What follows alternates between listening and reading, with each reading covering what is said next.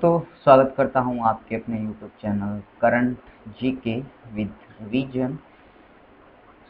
आज है 4 सितंबर और बात करते हैं आज के जो भी मोस्ट इम्पोर्टेंट क्वेश्चन है उन सभी के बारे में। सबसे पहले बात करते हैं आज के वीडियो के फर्स्ट क्वेश्चन के बारे में। फर्स्ट क्वेश्चन है आपका, birds photographer of the year 2021 का जो पुरस्कार है अभी हाल ही में किसने जीता है। इसका राइट आंसर होगा ऑप्शन डी, एलेजेंड्रो प्रियतो के द्वारा बेसिकली ये अवार्ड जो है वो जीता गया है। ये मैक्सिको के रहने वाले हैं और इनके द्वारा जो अभी यूएसए और जो मैक्सिको का बॉर्डर है वहाँ पर जो एक वॉल बनाई गई थी, उसी वॉल के पास में एक जो बर्ड है बेसिकली उसकी जो फोटो है वो इन्होंने क्लिक की थी। उसी को देखते हुए इनको world photographer of the year 2020 के पुरस्कार से सम्मानित किया गया है। 21 का जो पुरस्कार है उससे। अब बात करते हैं जो यहाँ पर बाकी के ऑप्शन दिए गए हैं उनके बारे में, जैसे कि सर्जी बोस्कोवा की बात करते हैं तो ये रशिया के रहने वाले हैं और इनको 2020 का world photographer of the year का जो अवार्ड है वो प्रोवाइड करवाया गया था। इसी तरह से भारत की तरफ से पहली ऐसी भारतीय महिला फोटोग्राफर ये बनी है जिनको photographer of the year award से सम्मानित किया गया था। इसी तरह से फिरदौसी कादरी की बात करते हैं तो बांग्लादेश की ये रहने वाली है और इनको भी हाल ही में जो रेमेंस मैगेसन अवार्ड जो है 2021 का वो प्रोवाइड करवाए जाने की घोषणा जो है अभी की गई है। फिर अपने बात करते हैं नेक्स्ट क्वेश्चन के बारे में, कौन सा देश या फिर कौन से देश जो है न्यू डेवलपमेंट बैंक के नए सदस्य अभी बने हैं।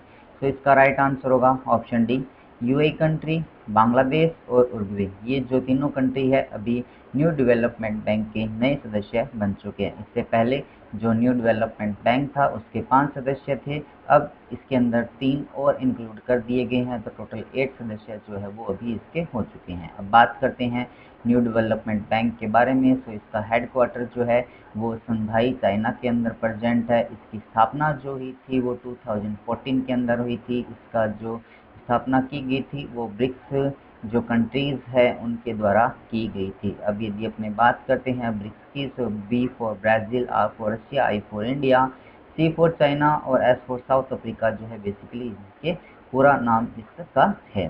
फिर बात करते हैं अपने नेक्स्ट क्वेश्चन के बारे में। नेक्स्ट क्वेश्चन है, कौन सा राज्य अभी हाल ही में 5 दिवसीय जो सोलुंग फेस्टिवल है उसको मना रहा है या फिर उसका सेलिब्रेटिंग कर रहा है, सेलिब्रेशन अभी किया जा रहा है। इसका राइट आंसर होगा ऑप्शन ए, अरुणाचल प्रदेश के द्वारा बेसिकली इसका आयोजन जो है वो किया जा रहा है, जो कि 1 सितंबर से स्टार्ट हुआ है और 5 सितंबर तक पर्टिकुलर ये आयोजन किया जाएगा। और ये जो है अरुणाचल प्रदेश की एक ट्राइबल्स है, आदि ट्राइबल्स, उसी के द्वारा बेसिकली ये जो फेस्टिवल है उसका आयोजन या फिर उसको मनाया जाता है। इसी तरह से असम राज्य की बात करते हैं तो वांचवा फेस्टिवल यहाँ पर मनाया गया था, ओणम फेस्टिवल केरला के अंदर मनाया गया था और लद्दाख फेस्टिवल जो है अभी लद्दाख के अंदर मनाया गया था। अब उन्होंने यहाँ पर बात की है अरुणाचल प्रदेश के बारे में। बात करते हैं अरुणाचल की। यहाँ पर ये वाला जो पोर्शन आपको दिखाया गया है अरुणाचल प्रदेश का शो किया गया है। अरुणाचल प्रदेश की यदि बात करते हैं तो अरुणाचल प्रदेश के साथ भारत के विभिन्न राज्य जैसे कि असम हुआ और जो है नागालैंड हुआ, इन 2 राज्यों की जो बाउंड्री है, सीमाएं इसके साथ टच होती है और इसके साथ 3 कंट्री जैसे कि भूटान, चाइना और म्यांमार, इनकी बाउंड्री भी जो है इसके साथ में टच होती है। अब बात करते हैं अपने अरुणाचल प्रदेश के बारे में। इसकी जो कैपिटल है, राजधानी, वो ईटानगर के नाम से जानी जाती है। यहाँ के मुख्यमंत्री पेमा खांडू जो है और राज्यपाल बीडी मिश्रा जी है। यहाँ का गेम बुद्धू सेलगरिका यहाँ का गेम है और मिथुन यहाँ का एनिमल है। यहाँ की जो हाईएस्ट पीक की यदि अपने बात करें तो गोरीचन पीक इसका नाम रखा गया है। इसी तरह से नेशनल पार्क हुआ, नामदफा नेशनल पार्क हुआ और माउलिंग नेशनल पार्क यहाँ पर प्रेजेंट है। बात करते हैं इलेक्शन के हिसाब से, विधानसभा की 60 सीटें, लोकसभा की 2 और राज्यसभा की 1 सीट जो यहाँ पर प्रेजेंट है। अब बात करते हैं अरुणाचल प्रदेश के बारे में, जिसकी वजह से करंट न्यूज़ में बना हुआ था अभी कुछ समय पहले। भारत का सबसे ज़्यादा जो वेनेडियम उत्पादक राज्य माना गया है वो किसको माना गया है, अरुणाचल प्रदेश को ही माना गया है। और भारत का लगभग 30% जो ग्रेफाइट है वो भी कहाँ पर, यहीं पर प्रेजेंट है। और एक पक्के टाइगर रिजर्व है, वो भी एग्जाम में जो ज़्यादातर पूछा जाता है, वो भी यहीं पर प्रेजेंट है। इसी तरह से भारत का पहला जो सौर आधारित एकीकृत बहुग्राम जल आपूर्ति जो परियोजना है वो भी यहीं पर स्टार्ट की गई थी। सो ये कुछ फैक्ट्स थे अरुणाचल प्रदेश राज्य के बारे में। अब बात करते हैं, यदि आप लोगों को ये वीडियो पसंद आ रहा हो तो आप इसे लाइक कीजिए और अपने दोस्तों के साथ इसको आप शेयर जरूर कीजिएगा। और हाँ, यदि आप में से कोई भी ऐसा पर्सन जो फर्स्ट टाइम इस चैनल को देख रहे हैं तो के चैनल को CGWR जो आपका चैनल है उसको आप सब्सक्राइब कीजिए और पास में जो बेल आइकन दिया हुआ है उसको भी आप प्रेस करना ना भूलें। फिर बात करते हैं नेक्स्ट क्वेश्चन के बारे में। किस संगठन ने 2021 के लिए ATD सर्वश्रेष्ठ पुरस्कार जीता है? सो इसका राइट आंसर होगा ऑप्शन सी, पावर ग्रिड कॉरपोरेशन के द्वारा बेसिकली ये जो अवार्ड है वो जीता गया है। अब बात करते हैं अपने सबसे पहले ATD जो है उसके फुल फॉर्म की। तो इसका full form association for talent जो डेवलपमेंट है वो इसका फुल फॉर्म है। फिर बात करते हैं पावर ग्रिड कॉरपोरेशन के बारे में।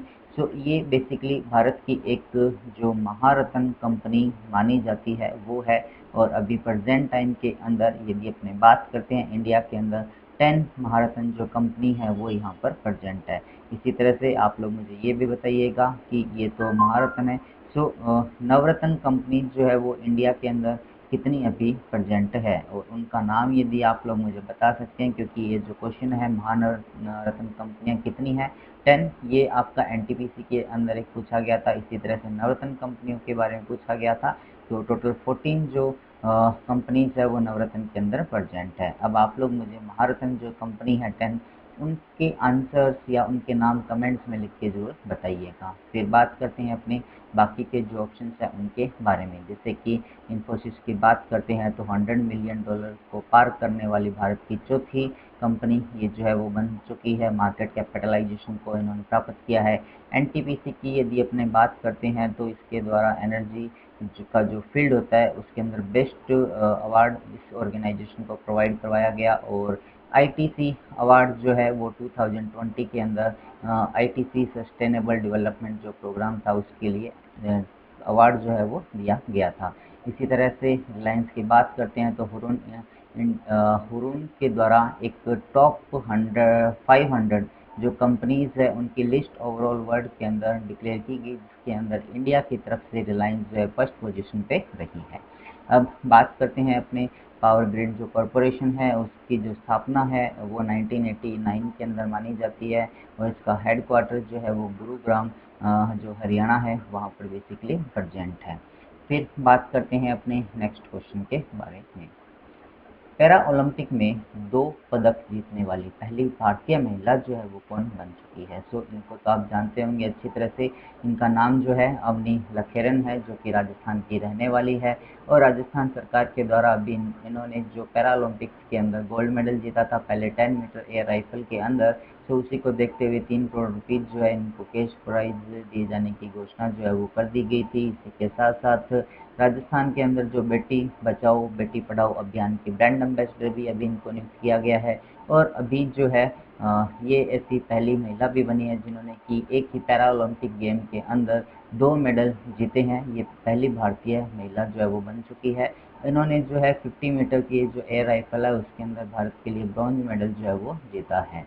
फिर बात करते हैं अपने बाकी के जो ऑप्शन है, जैसे नीरज चोपड़ा की बात करते हैं तो ये पहले एथलेटिक्स बने थे जिन्होंने कि भारत के लिए एथलेटिक्स के अंदर गोल्ड मेडल जीता था। मैरी कॉम जो कि एक बॉक्सर है। मीराबाई चानू की बात करते हैं तो ये एक वेट लिफ्टर है। और टोक्यो ओलंपिक के अंदर भारत की तरफ से पहला जो मेडल जीता गया था सिल्वर मेडल 2020 का, वो इनके द्वारा ही जीता गया था। मीराबाई चानू जो है 49 kg के जो कैटेगरी है वेट लिफ्टिंग की उसके अंदर पार्टिसिपेट की है। फिर अपने बात कर रहे हैं नेक्स्ट क्वेश्चन के बारे में।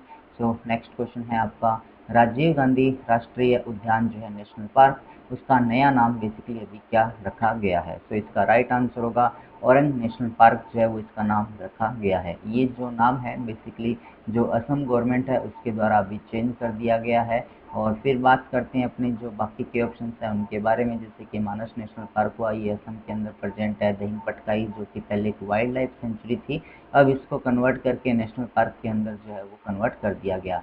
इसी तरह से काजीरंगा नेशनल पार्क भी यहाँ पर प्रेजेंट है। और ये जो औरंग नेशनल पार्क है बेसिकली इसको मिनी काजीरंगा के नाम से भी जाना जाता है। तो ये कुछ फैक्ट्स थे इस क्वेश्चन के बारे में। अब अपने बात करते हैं नेक्स्ट क्वेश्चन के बारे में। तो अभी हाल ही में नाउ नो योर राइट्स, अपने अधिकारों को जानो और उनके ऊपर अपना दावा करो, ये जो पुस्तक है बेसिकली किसके द्वारा लिखी गई है? इस पुस्तक के जो राइटर्स है वो बेसिकली कौन है? लेखिका है बेसिकली, इनका नाम इनको आप अच्छी तरह से जानते होंगे क्योंकि यदि आप हॉलीवुड मूवीज़ के शौकीन हैं तो इनका नाम जो है एंजेलिना जोली है और इनके द्वारा ही बेसिकली ये जो पुस्तक है वो लिखी गई है। इसी तरह से बात करते हैं जो बाकी के ऑप्शन हैं उनके बारे में। प्रियंका चोपड़ा की बात करते हैं तो ये बॉलीवुड एक्टर है भारत की तरफ से और इनके द्वारा एन अनफिनिश्ड मेमोरी नाम की पुस्तक जो है वो लिखी गई। इसी तरह से बराक ओबामा की यदि अपने बात करते हैं तो ये यूएसए के फॉर्मर प्रेसिडेंट थे और इनके द्वारा ए प्रॉमिस्ड लैंड नाम से पुस्तक लिखी गई थी। इसी तरह से सुधा मूर्ति की बात करते हैं तो इन्फोसिस के फाउंडर और अभी जो चेयरमैन है जो ये बनी हुई है, माना जाता है पूर्व चेयरमैन भी है। और इनके द्वारा भी हाल ही में एक पुस्तक लिखी गई थी जिसके अंदर कहा गया था कि how to get earth its beauty नाम से पुस्तक जो है वो इनके द्वारा लिखी गई थी। फिर अपने बात करते हैं नेक्स्ट क्वेश्चन के बारे में। सो FSSAI द्वारा किस रेलवे स्टेशन को 5 स्टार ईट राइट स्टेशन जो सर्टिफिकेशन है उससे सम्मानित किया गया है? तो इसका राइट आंसर होगा चंडीगढ़ रेलवे स्टेशन को बेसिकली इस सर्टिफिकेशन से अभी सम्मानित किया गया है। अब यदि अपनी बात करते हैं FSSAI के बारे में तो इसका फुल फॉर्म जो है आप लोग मुझे कमेंट्स के अंदर बताने वाले हैं। फिर बात करते हैं, ये था आज का वीडियो। यदि आप लोगों को पसंद आया हो तो आप इसे लाइक और शेयर ज़रूर कीजिएगा अपने दोस्तों के साथ। और यदि आप इस चैनल को फर्स्ट टाइम देख रहे हैं CGWR current GK with revision channel को आप सब्सक्राइब करना ना भूलें और पास में जो बेल आइकन दिया उसको भी आप ज़रूर प्रेस कीजिएगा। सो अब अपने बात करते हैं लास्ट वीडियो के रिवीजन के बारे में जो कि आपका 3 सितंबर का है।